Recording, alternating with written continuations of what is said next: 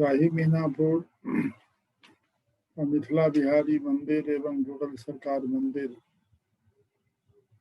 हमारे गांव के सभी निवासियों का आस्था का केंद्र है। बेनीपुरी साहित्य में गांव के इस मंदिर का जिक्र बेनीपुरी ने किया है। वह वर्ष 1952 और 57 का है, जब रामवृक्ष बेनीपुरी विधानसभा के उम्मीदवार के रूप में चुनाव लड़ रहे थे और अपनी चुनाव डायरी में जो उनके समग्र साहित्य में इस बात का उल्लेख है कि शाही मीनापुर गांव में एक मंदिर है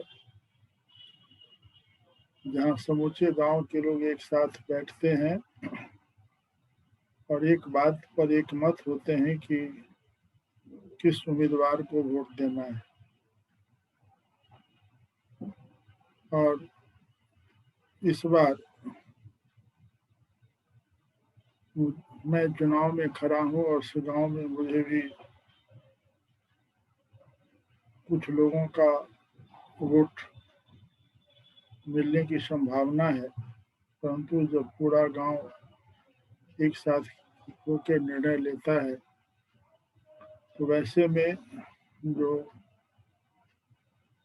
जो कुछ लोग होते हैं वो इस अधिकार से वंचित हो जाते हैं। इस सिलसिले में उन्होंने राम बाबू सिंह का भी जिक्र किया है और ये लिखा है कि शाही मीनापुर से राम बाबू सिंह जो जिला कांग्रेस कमेटी के मंत्री भी हैं और मुजफ्फरपुर और बिहार के दबंग और प्रतिष्ठित नेता महेश प्रसाद सिंह के लेफ्टिनेंट हैं। कांग्रेस के रूप में वो उम्मीदवार के रूप में सक्रिय हैं।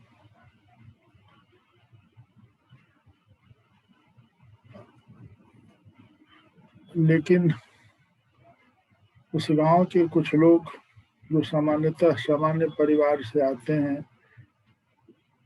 वो हमारे वोटर हैं। इस बार मैं भी मुस्तैद हूँ और देखता हूँ कि किस तरह से उन्हें वोट देने से रोका जाता है।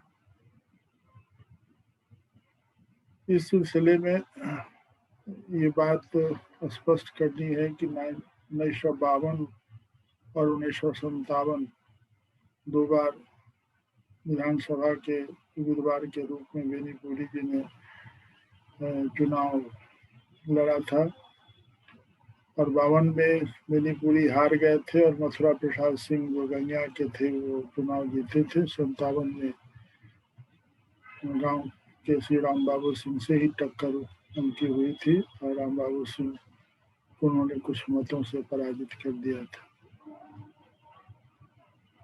आज मिथिला बिहारी मंदिर के लेके गांव में एक फिर जागरूकता पैदा हो रही है। हमारी परंपरा कहती है कि जब किसी बात पर मतैक्य नहीं हो, वैसी स्थिति में मिथिला बिहारी और जुगल सरकार मंदिर का स्थल ऐसा है जहां गांव के लोग एक मत पर आते हैं। वैसी स्थिति में ये हम लोगों को अपने इतिहास से दृष्टि लेनी चाहिए कि जो हमारे गांव की परंपरा रही है उस परंपरा के अनुसार हम मिथिला बिहारी मंदिर और जुगल सरकार मंदिर को आस्था और एकता का केंद्र के रूप में विकसित करें। अब कोई भी मंदिर हो या जुगल सरकार और मिथिला बिहारी या कोई भी अन्य मंदिर, इस मंदिर का निर्माण सेवा और त्याग से होता है और प्रेम उसका आधार होता है। यूँ तो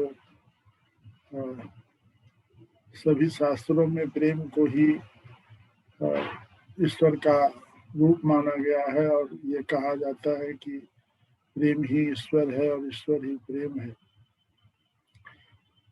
और उसको पाने के जो दो साधन हैं वो एक सेवा और दूसरा त्याग। और सेवा जब हम करते हैं तो उसमें कर्म प्रधान होता है, लेकिन इस जो गीता में कर्म के सिद्धांत की व्याख्या की गई है तो कर्म की 3 अवस्थाएं हैं, कर्म, अकर्म और विकर्म। विकर्म ही एक ऐसी अवस्था है जहाँ आदमी के कर्ता का भाव समाप्त होता है, वो काम स्वतः होने लगता है।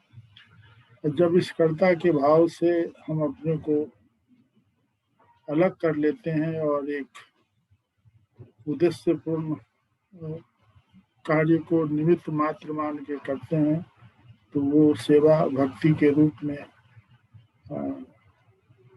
स्थापित होती है और भक्ति अंत में प्रेम के रूप में परिवर्तित होता है। तो मंदिर के निर्माण से भगवान की मूर्ति तो प्रतिष्ठापित हो सकती है, लेकिन जो प्रेम उस मूर्ति के रूप में स्थापित होता है, जब तक कि उसके संस्थापकों के अंदर, उसके बनाने वाले के अंदर में प्रेम नहीं हो तो मूर्ति ही रह जाएगी, वो कभी प्रेम की प्रतिमूर्ति नहीं बन सकती है। तो ऐसी स्थिति में ईश्वर और आस्था के बिना मंदिर एक आलिशान मकान के रूप में होगा। इसलिए ऐसी स्थिति में हमको अपनी परंपरा से जो एकता का केंद्र के रूप में बेनी पुरी ने इसको लिखा है शाही मीनापुर के बारे में, उसको प्रतिष्ठापित करना चाहिए। और ये हमारी सभी लोगों से अपील है कि कम से कम ईश्वर के नाम पर तो हम सब एकजुट हों। और इस संबंध में जो आज मिथिला बिहारी मंच ग्रुप पर जिस तरह के डिस्पैच देखे गए, वह हमारे गांव के कुछ श्रेष्ठ लोगों के हृदय की आवाज़ है और उस आवाज़ को निश्चित रूप से सुना जाना चाहिए।